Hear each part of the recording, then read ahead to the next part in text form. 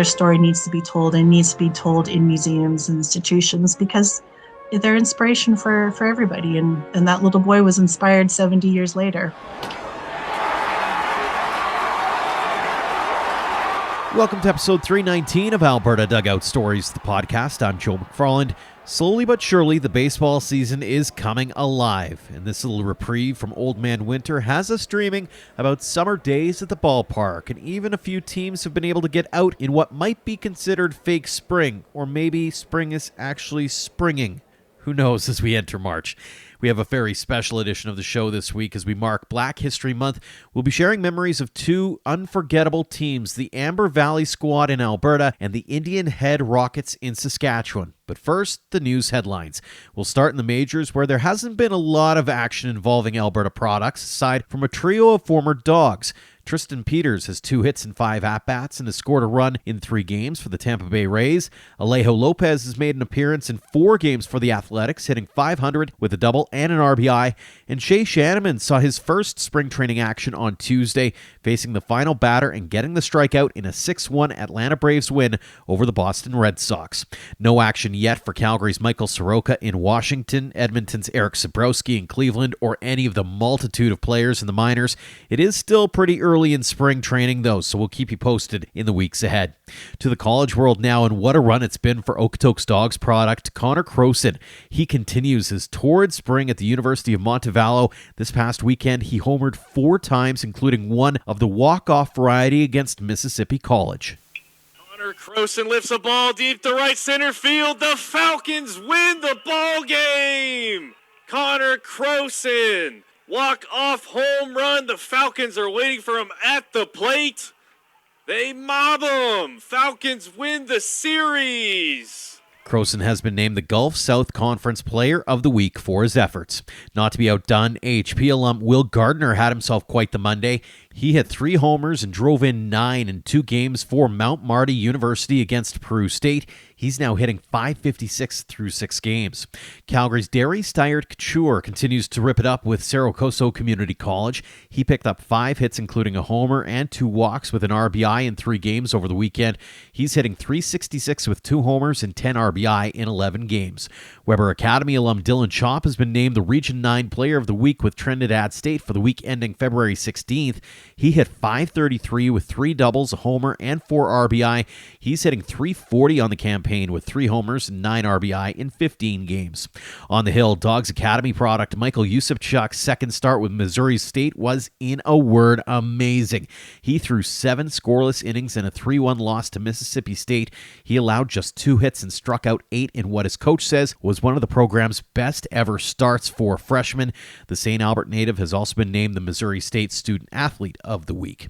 AHP's Cole Huebner is back to his old ways with Indian Hills Community College. He tossed 5 scoreless innings, giving up just 2 hits and a walk in a 6-1 win over North Central Missouri. He also struck out 3 in that contest and is now 1-1 on the season. And how about the week for Saskatoon's Corey Waters? The Going Yard Academy alum had 10 hits, 3 walks, and 10 RBI on the week. Most impressively, the McCook Community College utility man went 4 for 4 with 3 dingers and a 15-2 win over Bismarck State. If that wasn't enough, he also started the game on the mound, going 4 hitless innings, striking out 10 of the 12 batters he faced, en route to being named the Canadian Baseball Network's College Player of the Week. On the commitment front, a couple to pass your way. Grand Prairie's Hayden Willette is heading to Minnesota North College Hibbing. He also attended St. Joe's Academy in Red Deer. And Calgary's Fraser Joseph is going to Lamar Community College in Colorado. He's a product of Weber Academy. In other news around the baseball world, the big one, of course, is Old Foothill Stadium in Calgary is on its way down finally. It's been talked about for years as the city has identified the site as the home for the much-needed field house. 3 excavators have quickly taken down the dugout, seating, and guts to the old facility, which was home to the Calgary Cardinals, Expos, Cannons, Outlaws, Vipers, Bucks, Dinos, and was actually the original home of what what is now the Okotoks Dogs, back when they were the Calgary Dogs, of course. Lots of memories have been reduced to rubble. We've been covering it a ton on social. We've written a story, and we'll be diving deeper into it on a future episode of the show, as well as a few more stories that we're planning out. Weber Academy is looking for volunteers as they get ready to host the Baseball Canada Women's 19U National Championships this summer. That'll be happening July 31st to August 3rd. Get in touch with Weber for more on that. And out of the WCBL, former Weyburn Beavers slugger and home run derby champion Nolan Machabroda has a new professional home. After spending the offseason working out at Going Yard Academy in his hometown of Saskatoon, he's heading to the Frontier League's Ottawa Titans. Now on to this week's guests, and as mentioned, we wanted to do something special as we continue to mark Black History Month each February. This year, we are honoring a pair of teams that captured the imaginations of baseball watchers in the early and mid-20th century. We'll start in Saskatchewan with the infamous Indian Head Rockets. Located about 70 kilometers east of Regina on the Trans-Canada Highway, the tiny community of just over 1,900 was among the many communities around the province that absolutely loved hosting tournaments. They drew teams from all over the place, and they were worth big money back in the day. Mayor Jim Robison headed up a committee to find the best players for his team and eventually courted the Jacksonville Eagles, a Negro Leagues team, and named them the Indian Head Rockets, who existed from 1950 to 1954. Robyn Jensen tells those stories through her Home Runs and Dirt Roads website and also runs the Indian Head Museum, and joined me recently for a great conversation about the team's history and her continued efforts in telling the team's tales. Robyn, thanks so much for joining us here on the show. Oh, thanks for having me, Joe. And it's so nice to actually meet you in person. We've been talking by email, and this is wonderful. And you've been able to write some stories for us as well, which has been fantastic. And that's why we wanted to bring you on, because it is Black History Month. It's a chance for us to highlight the past. And one of those teams that's kind of, in my mind, integral to telling the story of baseball in the prairies, in Saskatchewan particularly, is the Indian Head Rockets. Give us a bit of the origin story for the team. Where did they sprout up from, and how long were they in existence for? Yeah, and I'm just going to back up just a couple years before and just talk about, Indian Head and the tournaments that they used to hold in Saskatchewan during the late 40s, especially 48 and 49, which were some of our biggest ones, which kind of led up to how the Rockets came into our community. But, we held some of the biggest tournaments in Western Canada, a town of about 1,500 people in 1948 and 1949. Up to 30,000 people would come to this community to watch baseball. And it was just unbelievable. Like, where did they all come from? But there was a huge following of baseball. There were so many people that were passionate about it. And I think because of the success that, Indian Head had with these tournaments, the next natural step was to find a ball team that would represent our community and participate in these tournaments as well as hosting them. And so it really was a big incentive by the community. Jimmy Robison, he was our mayor. He was a business owner. Along with a young men's organization, sort of started talking about, maybe we want a team here. And I think, because our team was an all-black team from the United States, I think, we have a long history of Black ball players playing in this province, starting in the 1920s. You've written an article about John Donaldson coming up in 1925 and playing for Moose Jaw. And so I think, locals saw the talent of the ball players and said, you know what, I think we need to go south, and we need to go get a team. So he started conversations. So Jimmy started conversations with Ray Dumont, who is the founder of the National Baseball Congress. And there's sort of, from researching the papers, there's been sort of mention of Rogers Hornsby being involved. I don't know how that all kind of plays in. Rogers was sort of off in another direction. And, when Jimmy, he took a delegation down in 1950 to talk about bringing a ball team up here. So I'm not sure how that all went into play, but really was working with Ray. And a recommendation came up, and it was the Jacksonville Eagles out of Jacksonville, Florida, that said, hey, you know what, these guys would be good. Let's get them and bring them to Canada. Take us into that first season, and how good was this team first off, and give us a few of the big names that maybe came up and suited up for the Indian Head Rockets. Yeah, so the 1950 team that came up here, and really 1950 and 1951, I think were some of our best years and the best ball players. But these ball players, they were, Negro League players. One of the manager player of the Jacksonville Eagles was Big Jim Williams. And I've done some research on Big Jim, and he played with Josh Gibson and Buck Leonard in the Homestead Grays, like Negro League royalty, like that came up here and played in our little community. And so we had these elite players, and that first year, I think they were sort of just getting their footing. They did really well, but it was the 1951 that I really want to focus on. They had they had Chet Brewer end up joining the team. And if you know Chet was, up there with Satchel Paige. Of course, he didn't, get to the notoriety that Satchel did, but he was an extremely talented pitcher. We had him, we had Tom Alston, and we are proud to say as a community that and hosting these ball teams that we had two players that went on to the major leagues, and Tom Alston was one of them. Pumsey Green was another one, but Tom played in 1950 and 1951 for us. We had Pedro Azario, Jesse Blackman, just these incredible players playing for us. And, the 1951 year, I'm just looking at some stats here, but, they won 3 tournaments. They were the Western Canadian League champs, 22 game winning streak. Some of the top hitters of the season, Les Weatherspoon was a 419, Pedro was 395, like incredible, like just incredible. And, to have that talent playing in Indian Head and touring around on our behalf, like what an incredible honor. So to represent our community. Really is interesting over the years thinking about the tournament schedule, right? Because you see some of those teams and those super teams that would come through and they go every couple of days to a new tournament and run the show, right? You mentioned 22 game winning streak. Like these were refined teams that represented small communities, but they were massive draws too. Yeah, the tournaments, so many different levels, again, trying to peel the way of the onions of how like a tournament worked in a small community, how they were held, the tournament amounts. But really this, was the bread and butter for most of the teams for the season. I mean, the regular game league schedules, they didn't make money. The tournaments is where they made money. And this would cover like their travel costs, their payroll, their food, their expenses, everything. So competition was super high for these tournaments and to win them. And they would fit them in between the regular season and sometimes maybe even skip out on some regular season games just to go to these tournaments to win.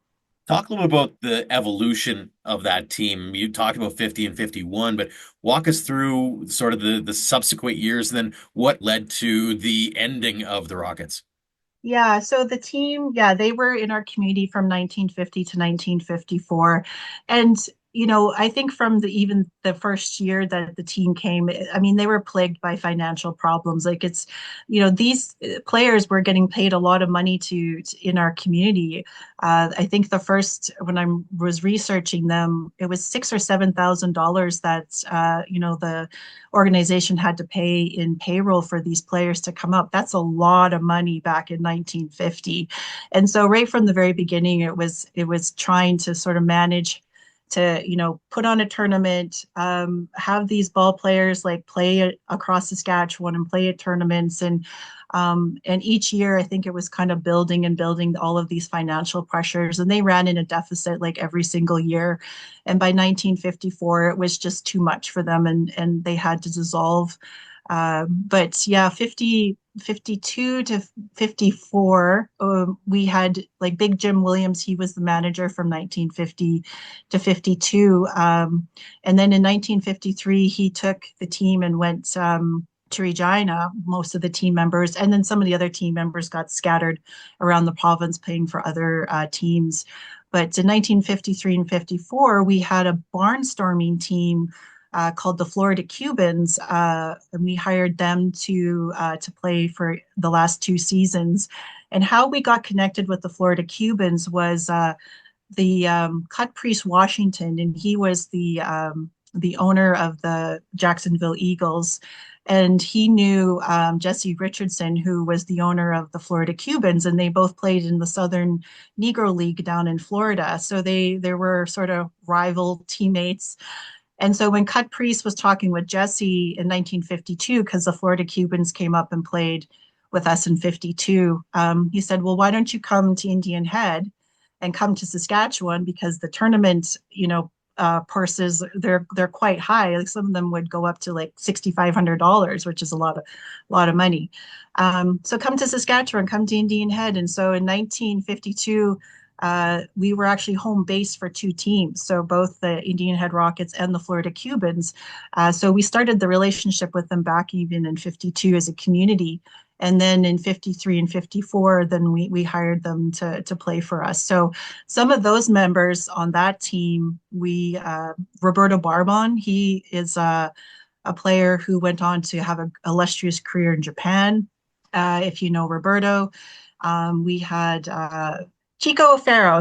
He went down to Central America and he had a really long career playing as a coach down there. So, when I think of Indian Head and I think of some of these ball players, like we were sort of the stepping stone for some of these young guys that to go on and have like a really great career. And, we're really happy to be part of that story. Take us into the racial side of things, because I know, and in reading, I believe it was your story about Jimmy, is he thought of, he was in Lloydminster with the Meridians for a while, and he became Mr. Baseball in the border city. He mentioned the fact that this was sort of like a safe refuge, right? Because you're not going into the heart of America where, even the color barrier barely been broken in Major League Baseball, as an example. They were facing a lot of that racial tension and racism in the States. What was it like here in Saskatchewan while they were barnstorming and playing for the Indian Head Rockets? I think that's something that's, I'm trying to work through and trying to understand is sort of like their role as a ball player versus like the role of someone who settled here, or like, a Black person who was living here. And I think, baseball sort of put these players on a pedestal. And I mean, when you come into a community and they're representing you, you're going to treat them well, right? You're going to treat them like kings. You're going to treat them like heroes. And and they were given a lot of freedoms that, yeah, they didn't have down in the United States. Curly Williams, I think you're thinking of Curly, Mhm. who went and played for the Meridians. And he tells a story about how he would travel around as his teammates, and he would have to sit in the kitchen and eat his meals while his ball players, would sit in the restaurant area and eat. And he would cry about it because he felt it was so demeaning for him. And coming up to Canada on his way up to, he brought his family up, but he couldn't go into stores to buy diapers for his kids because he was Black and they wouldn't allow it. And so to come up here and to be put on the pedestal and to be treated like a king, and have all the freedoms to go and sit in the same restaurant and eat in the, with everybody else, Black, white, it didn't matter. It was incredible. And so many ball players came up multiple years just because of that, because they're treated like human beings up here. It's an interesting juxtaposition that way, right? Because everybody considers Alberta, Saskatchewan as sort of I'll call it the redneck provinces to a certain extent. No, there's these things, that thing. I mean, we've been from what I can tell anyways, a pretty accepting couple of provinces especially when it comes to the baseball side of things. And hey, if you can play, you can play. I think yes, when you're recognized as a ball player for sure, but I mean there were some ball players that did have issues with racism. Roberto Zayas, if you know Roberto, he was from Cuba, and he came and played with the Saskatoon Gems, and then he ended up, because of the revolution in Cuba, he couldn't go back home in 59, so he ended up immigrating and settling in Saskatchewan and living in Moose Jaw. And put the baseball aside, as a man who's a black man in a small community trying to work, he had racism. Like he felt it. And George Reed, who was a football player, he also felt racism as well, living in Saskatchewan. So I think there's sort of this duo kind of like perceptions about, we can't pat ourselves on the back too much, because I think sports does elevate players to a point where, they put race aside, but it still is there. So we just have to be, mindful of that for sure. Absolutely. Want to get into your personal interest in this particular team because, and we'll get into the cards in a second, but Yeah. take us to the very beginning. What was it about this team that made something in your mind click and go, I want to figure out more? Yeah, so we live in Indian Head, and I'm not from this community. I've lived here for about 20 years with my husband and my daughters. And my oldest daughter was working at the museum as a summer student back in 2018. And she was there when Ken McCabe, and Ken ran the Rural Sports Hall of Fame in Indian Head for about 26 years. But Ken ran into some health problems, and he was sort of dissolving his sports hall, and so some of the memorabilia came over to to our museum. And so my daughter was there when Ken was bringing in some things regarding the Rockets, some original balls and photos and that kind of thing. And there was one photo, and it was of our ball diamond, and there was like, yeah, 20,000 people sitting around this ball diamond. And she came home and she's like, Mom, you'll never guess that we had this 20,000 people come to this town to play, to watch baseball. And I'm just like, in 1948, and I'm like, what is happening here? I need to find out more. So, so my interest in that just sort of like, I joined the museum and I started doing some research. And I have a background, I have an undergraduate in anthropology, and I love local history. I love learning about Saskatchewan history. So my interest was piqued. I had to find out more. And then COVID hit, and it's sort of, we took it as a glass half full opportunity. And so as I was researching and learning more about tournaments in our town and learning about the Rockets, we decided we wanted to renovate the main floor of our museum. And I said, this story has to be in the museum. Like, we have to put it forefront. And so 2021, 2022, it was very serendipitous, met some, people that just sort of helped this story go along, and everything sort of fell into place, and created an exhibit. And we found two living players, Nat Bates and Willie Reed. And then they were nominated to get inducted into the Baseball Hall of Fame. And so I just feel like, and then sad things happened too. Like Ken McCabe, who I mentioned, passed away, and he was such a big part of the story, keeping it alive in our community. And I just thought, it's sort of that precipice where it's like, if we don't keep the story going, we're going to lose it. And I just wanted to just help it along.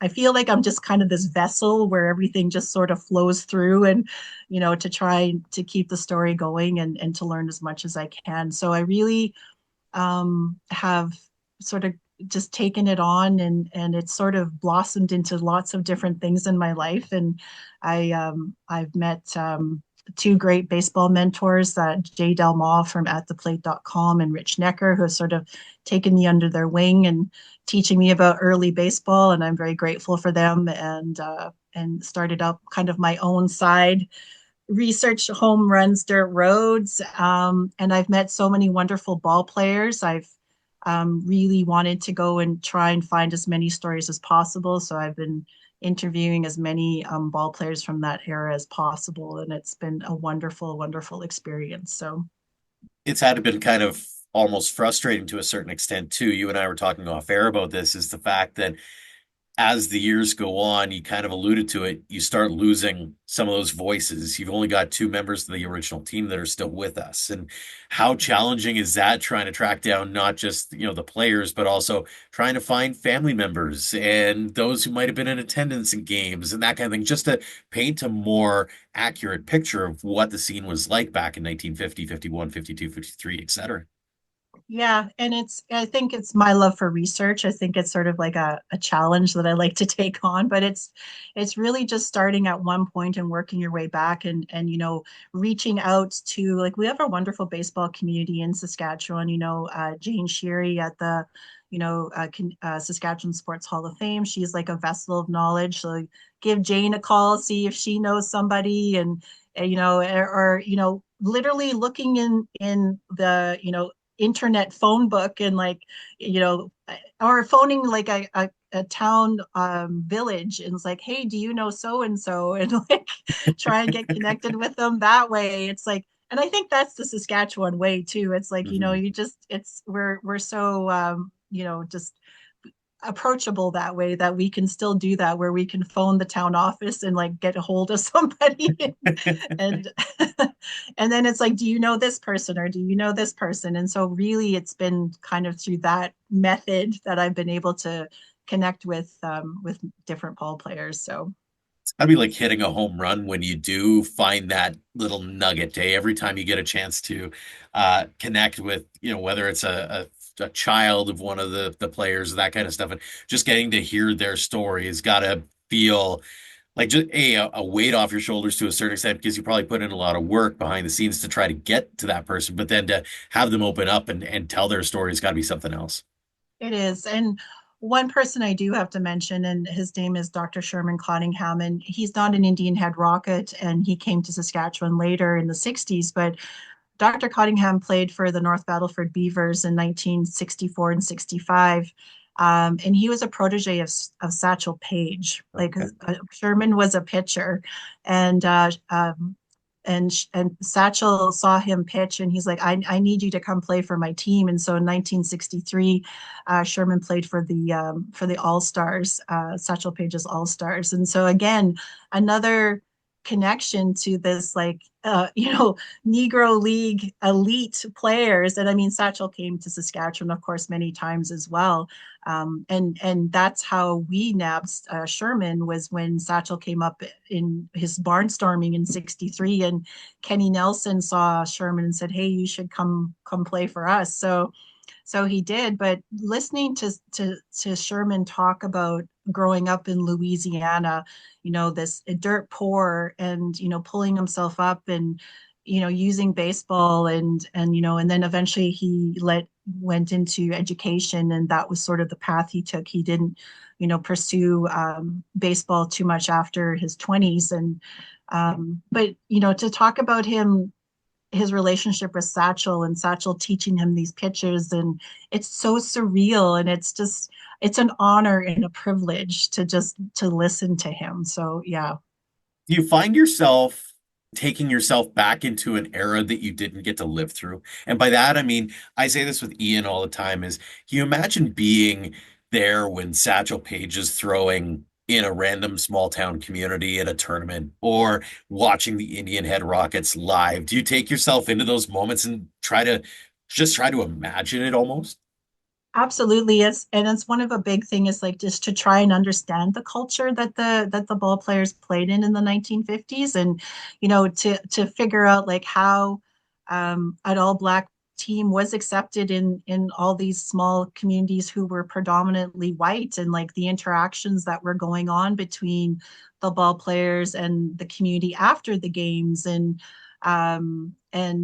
yeah, so it's that is a huge part of it, because it's to understand that is to understand their experiences as well. So I think one of the most interesting conversations I had was with John Ford, who was an American, and he came up, a college kid from California, and came up and started playing in the 50s for Moose Jaw, and then ended up in North Battleford. And he met a girl in North Battleford, and ended up marrying her, and stayed, and he retired in Saskatoon. And to listen I had both of them at the table. I had both him and Bev at the table to listen to how, what was Bev's life like when John was on the road. And one of the things that really stood out for me is like, I said, how did you guys communicate when you were on the road? And they said, well, we didn't, because back then when you had to phone, you used the landline, but you had to call collect, and it was a lot of money. So we didn't call collect. So how Bev would sort of keep track of John was just listening to the ball games on the radio, and you just don't think about that these days, right? Looking at it from the standpoint of being in Indian Head now and being able to curate what you've curated to this point, what's that Rockets legacy mean to the community now that you've been able to kind of envelop it and understand and maybe bring that story to life for them now? Yeah, and I think this came to fruition for me when we did the exhibit opening in 2022, and we had sort of a round table where we invited local community members to come and share their stories, or just to come and to learn about the Rockets. And so we had sort of an age range where, they're in their 80s now, but they were kids when they came. When the Rockets were here in the 50s, and they were watching the games. And I think one of the things that really stood out for me was the how these men were seen as heroes to these kids, and it was girls and boys. They would come and watch these players and go, oh my gosh, like I want to be just like them. And to have that sort of like representation of, sort of inclusive representation, and it didn't matter like skin color. And maybe them coming into our community was a way of opening up people's eyes and going, hey, it doesn't matter. Like they can play, they're great people, and they were part of our community. They lived, downtown during the summertime. They went to dances. They went to Jimmy Robison's house and played instruments, and they would go golfing in the valley together. And, so I think just hearing that from that time period, especially when segregation, you were hearing horror stories about segregation in the United States, and even in our own history with, residential schools and that kind of thing. Like, I think it just creates hope, right? It's just that, these scenarios did happen, and it was good. So yeah. And so the legacy is like inspirational that, you know, I'll share one more story. I have so many, Mhm. but in the exhibit, there was this little boy and his mom that came in, and he was African Canadian descent little boy. He was about 6 years old, and he's going through these other exhibits and he's not paying attention really. And then he comes to the baseball exhibit and he stops and he fixates on Pumpsy Green. And Pumpsy Green was our other Rocket that went on to play for the majors, and he was a friend of Nat Bates and Willie Reed, one of our last two living Rockets. And so he stops and he's fixated on Pumpsy, and he goes, "Mom, come here." And she's like, "What?" And she's like, "He has the same name I do, which was Elijah." And he said, "And he looks like me." And that that made me cry, and it made her mom cry too, because there isn't a lot of representation in museums and institutions of people of African descent. And so to have that there, I think that's their legacy, is that their story needs to be told, and needs to be told in museums and institutions, because they're inspiration for everybody. And that little boy was inspired 70 years later. Absolutely. And you're doing your best to make sure that that story is told in a multitude of ways.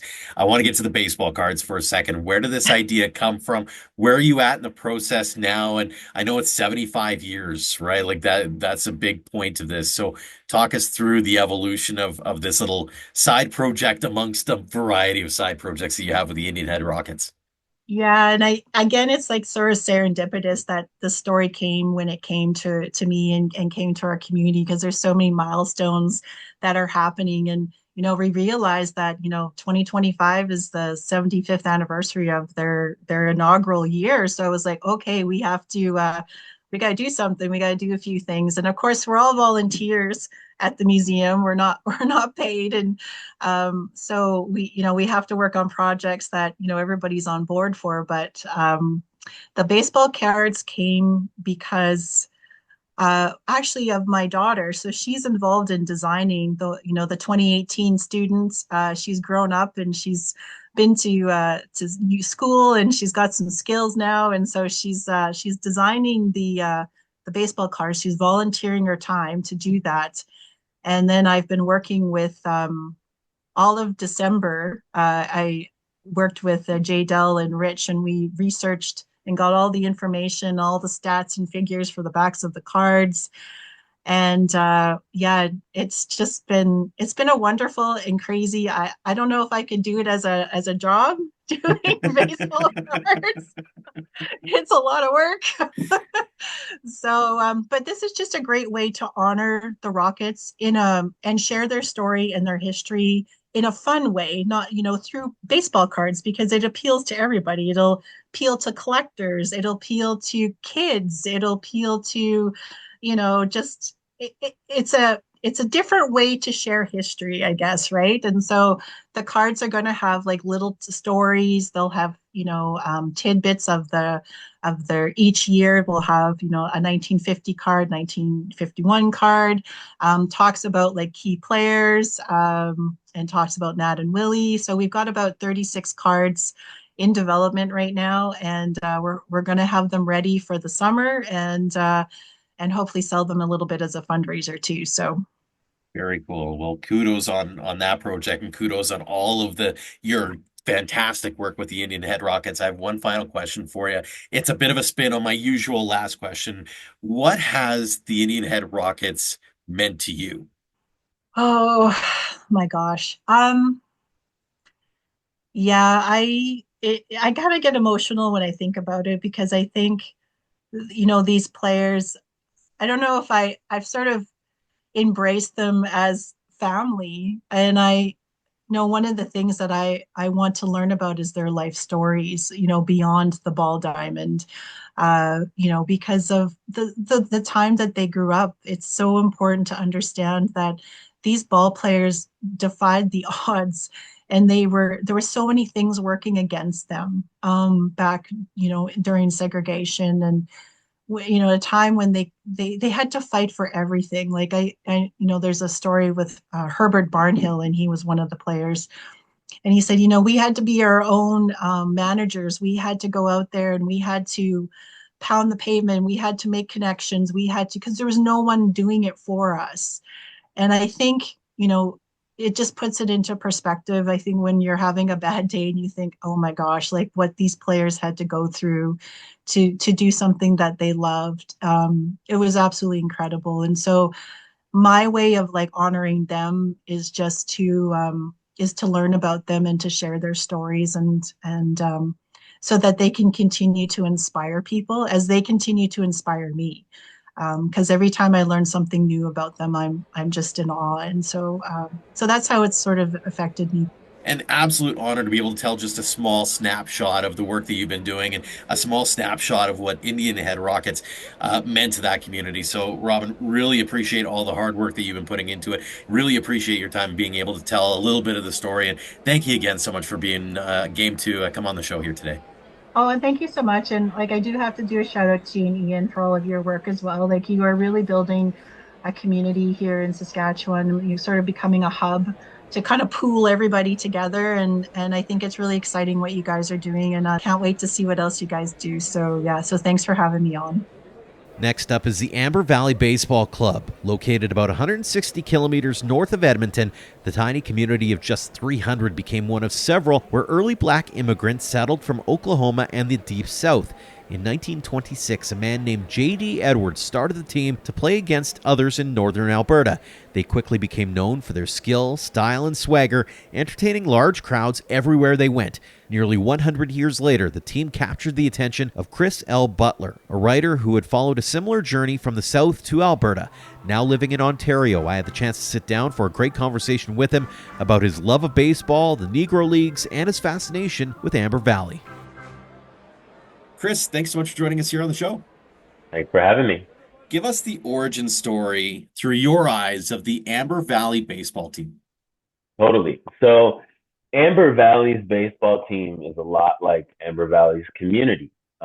It's a lot of Black folks who migrated, immigrated, however you want to define it, specifically out of Oklahoma and Texas a little bit into Alberta. And these folks did not necessarily want to be in Edmonton area where Amber Valley is. They didn't necessarily come with the idea of Canada. It was more like get out of the US. And I think a lot of Black Americans at that time were looking to self-define, not just as identity goes, but as community goes, as business goes. So you see in the area they fled, Black Wall Street comes like about 17, 17 or so years after this migration in 1907.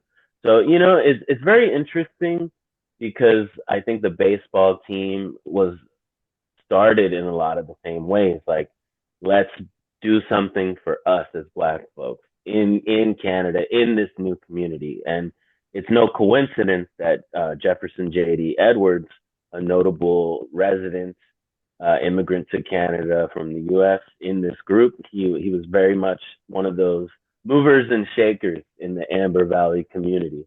And, he was the one that got the team off the ground.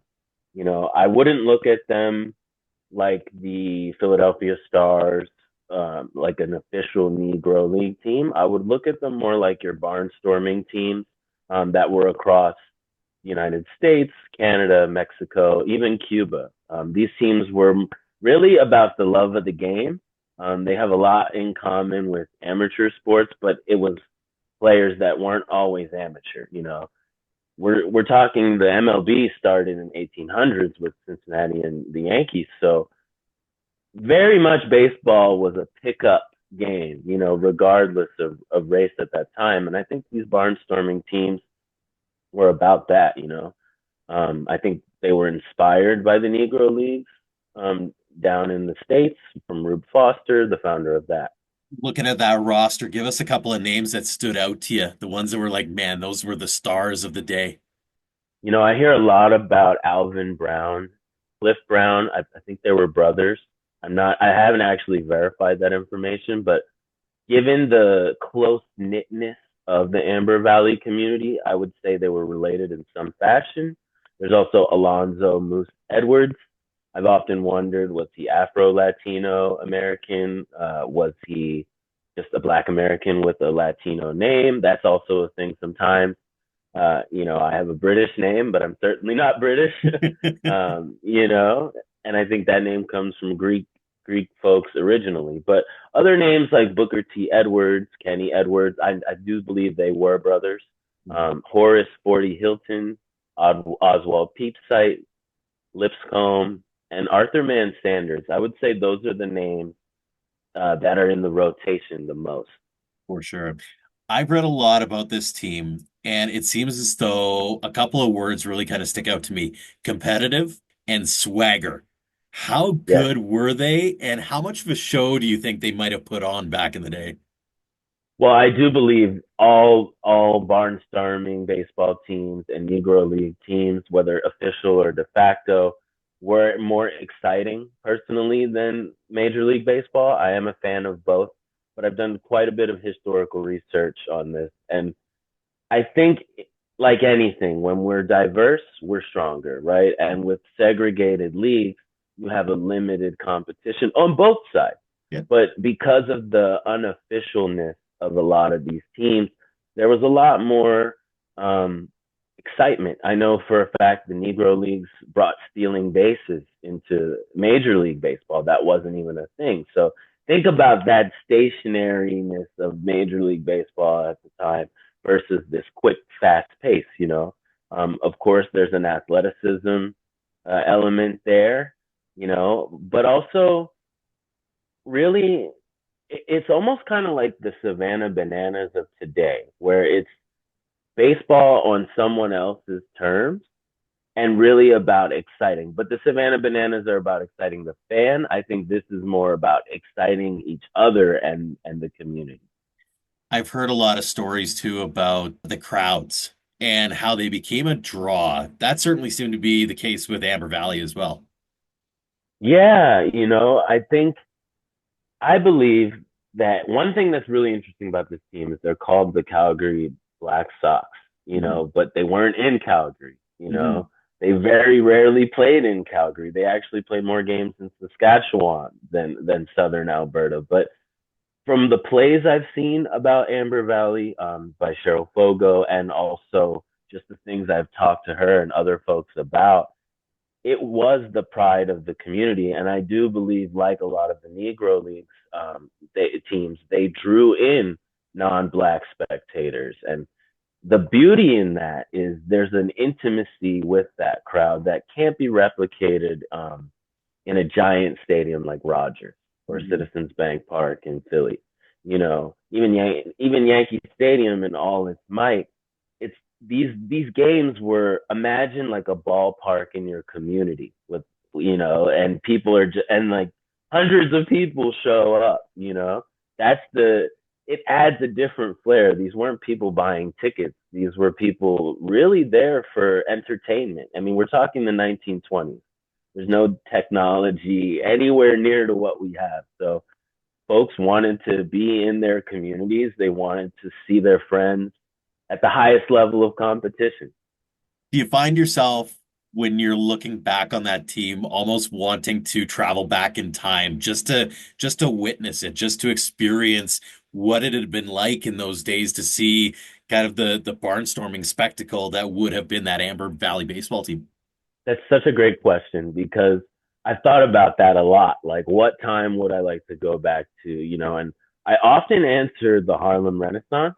Mhm. However, ever since discovering Amber Valley, the community, and this team, I realized that's actually where I'd like to go because 100 years later in 2020, I immigrated from the U.S. to Canada, out of Texas, where some of these folks came from, and that's not where I'm not originally from Texas, but I lived there at the time, and it's cool to see.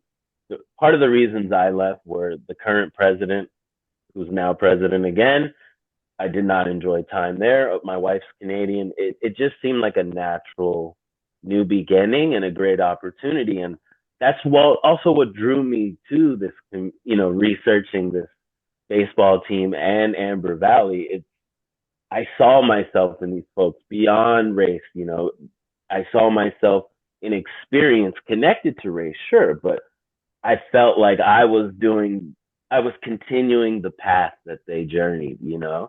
And so now I say I'd love to go back to that time, and I wonder. I'm sure it'd be really cold, but I'd love to, see Amber Valley in the 1920s. Absolutely. Mhm.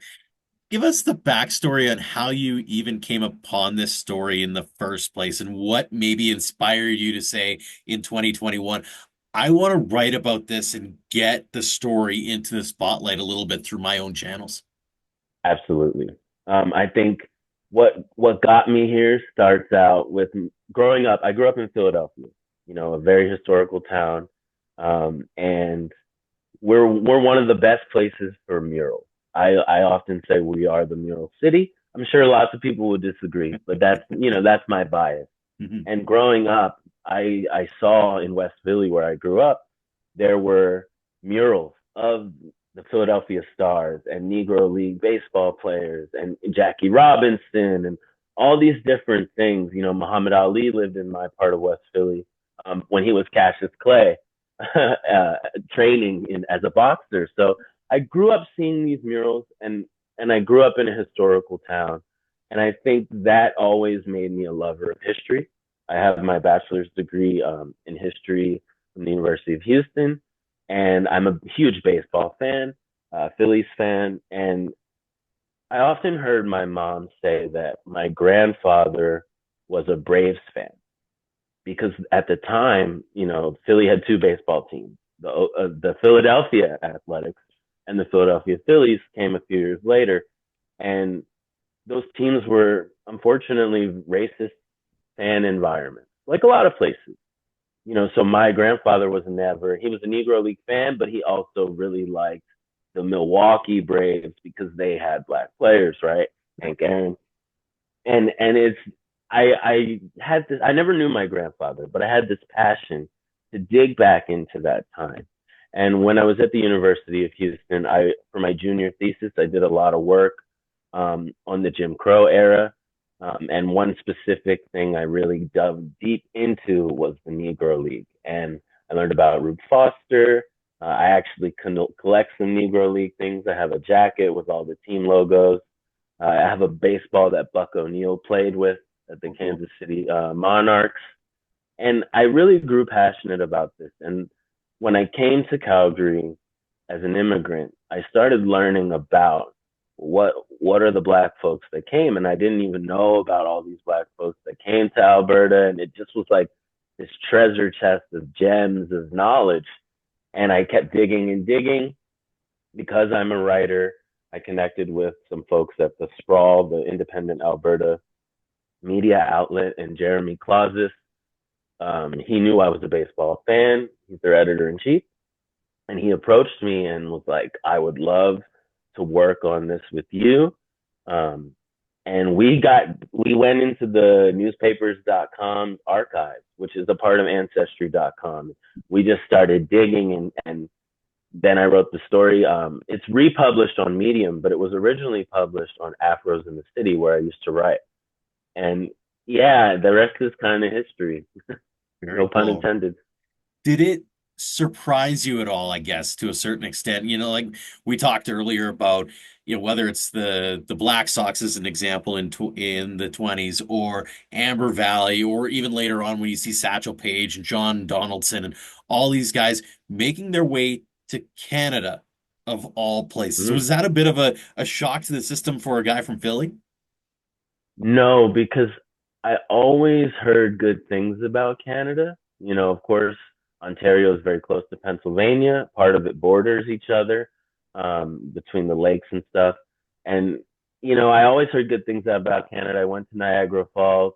I saw Canada not only as a place that maybe Black folks could go for a safe haven, but really American. There are a lot of folks I've heard about that were draft dodgers, which as a pacifist, I'm not against, that are now Canadians. I've got friends who their grandparents were like that. So it's really interesting to see. If you look at Canada's history, and I didn't go to Canadian schools, so my history is limited, but if you look at what I've dug into Canada's history, there's times of folks coming, and it being a safe haven for famous people and the Amber Valley community and all these other types of communities, like Oliver Bowen. He came to Calgary. I believe he's a descendant of the Amber Valley community, but moved to Calgary, and he helped develop the C train. So it's something that I've always seen, as well as Cuba. I think even the Soviet Union at the time, you have got Paul Robeson going over there. France brought a lot of African Americans. So, unfortunately, despite all the tragic labor that we had to do through slavery, America was not very friendly to us, as you know. And I'm grateful for countries like Canada and Cuba and the former Soviet Union, even because a lot of these people that we herald, that is a part of their journey, going to another country. W.E.B. Du Bois had to go to Germany and was there during the Third Reich. So yeah, it's interesting to see all these different things happening across the world, and Canada and other countries opening their borders to Black Americans. How much of a rabbit hole do you find yourself going down when it comes to not just the baseball side, but just the life side, right? Because you think about, to your point, everybody's got a different journey, but man, there's so many layers to the onion that you can kind of peel away, can't you? Yes, it, whether it's Amber Valley or Oliver Bowen, or even John Ware to an extent, the information is very limited.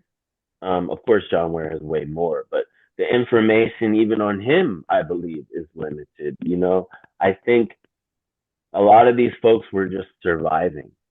It's very much a part of the Black American life, even today. My family back home surviving a lot right now, you know? And I think with all our famous folks, we sometimes forget about folks just want to be regular people, you know, and live their lives. So I don't think whether it was John Ware and Amber Valley, you know, Jefferson Edwards, being the person who started the team and getting things off the ground, like I think they were just living, you know, and in a way that makes it super hard to dive in. You know, there's not the breadth of information that we have on like Malcolm X.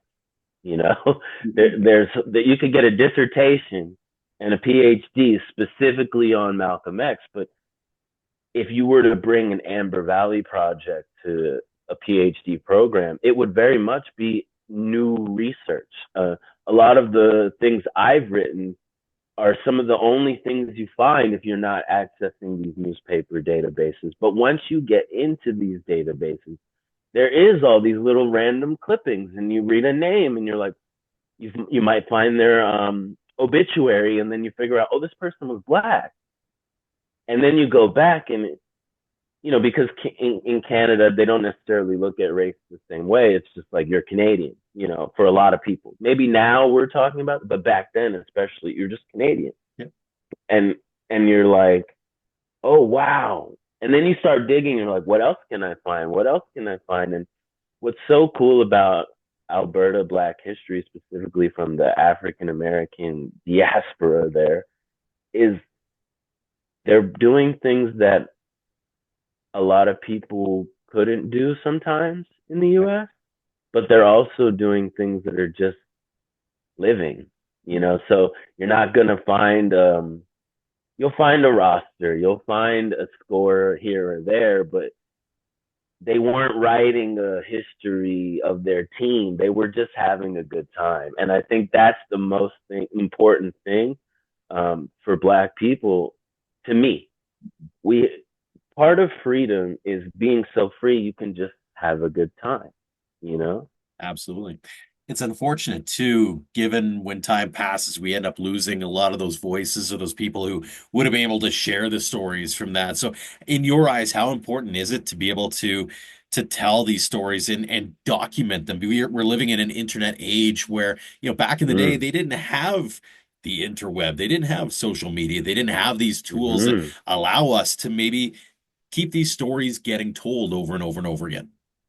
Yeah, that's such a good point. To that, I say I'm so grateful to Cheryl Fogo because, you know, Joe, she not only has she been very kind to the Black community and Canada, but she spent a lot of her time telling these stories, you know, using plays, books, uh, documentaries, right? On John Ware, Amber Valley. Like, she really is a treasure, you know. And I've told her this. She's a friend of mine. I hope she gets to listen to this.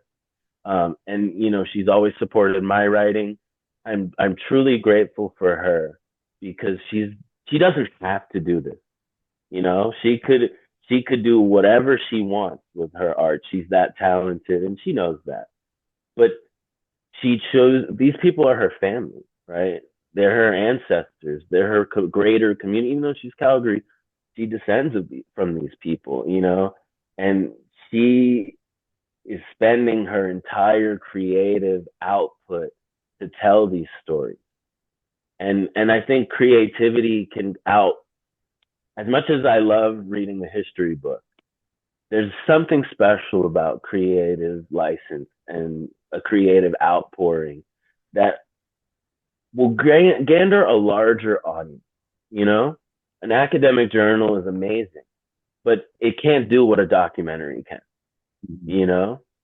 And if you don't like documentaries, there's a book. And if you don't like books, there's a play. Like, she's got something for everyone. And one thing I've learned from her is I'd like to tell some of the stories of my family in my, you know, in my creative output, because what she's doing is she's not just taking the most important stories, she's telling all the stories.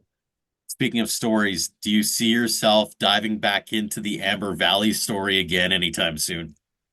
Yes, actually, I would. I would love to. I've wrestled with a few different ideas. Um, I do write poetry, but I think what I'd really like to do is take my historical background and my writing skills and write a short story or a novel. And Amber Valley is something that comes top to mind for me. Um, that's something I've definitely wrestled with for a while because I want to tell the right story. I don't just want to retell my article. I want it to feel like you're a part of the large crowd that you described earlier in this conversation. Absolutely.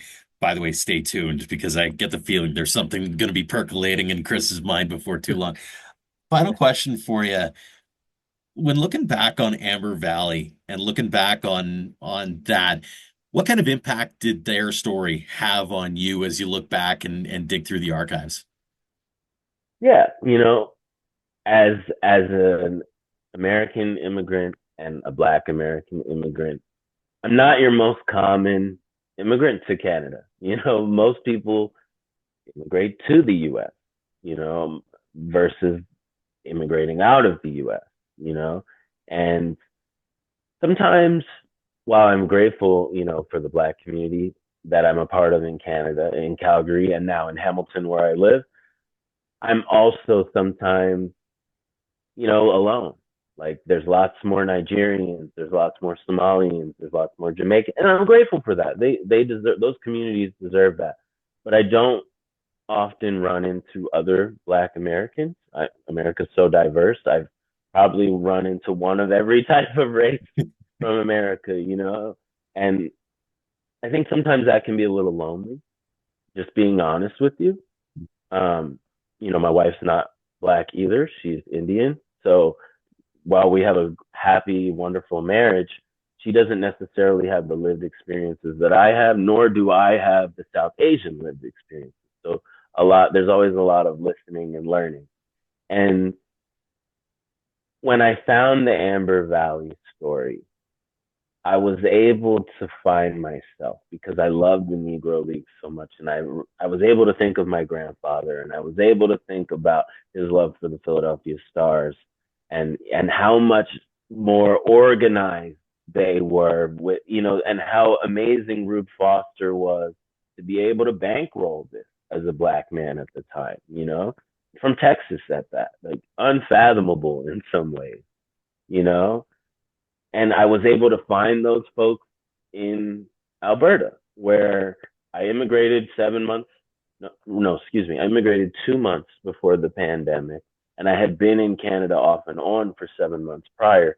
So I had a taste of Canada, but really fast things changed, and there was a lot of time in lockdown, and that kind of made it even more a little bit hard and lonely in that way. And I was able to connect. I think history is so important to connect not only for your knowledge, but for your ancestors, right? And even though I'm not directly related to these folks in the way Cheryl Fogo is, I felt empowered and I felt like they were distant kin. Fantastic. Well, really appreciated you trying to tell their story through your piece 4 years ago, and can't wait to see what might be next coming down the pike for you, whether it be in the Amber Valley baseball team world or elsewhere, because you do some fantastic writing, Chris. Really appreciate you taking the time. Thanks so much for joining us here on the show. And thank you, Joe, and thank you to Alberta Dugout Stories for having me. Thanks again to Robyn Jensen and Chris L. Butler for joining us on the show this week to help spread the word about the Indian Head Rockets and the Amber Valley baseball team. We truly appreciate their insights and the ability to elevate these kinds of stories here on the show and on our site. Thanks as well to all of you for downloading and listening. We'd also like to thank our latest BuyMeACoffee.com campaign supporter, Dina Samer, who was quite generous with her donations, saying that she loves what we're doing for Saskatchewan and the sport, and she says, keep growing.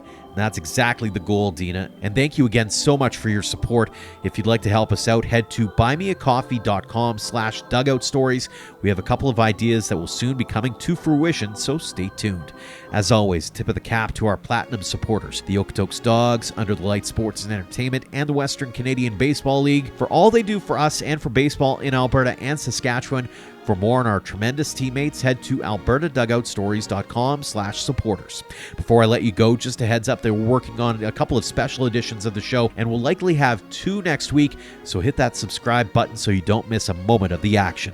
Until then, thank you for all of your support online, on social, and on air of Alberta Dugout Stories.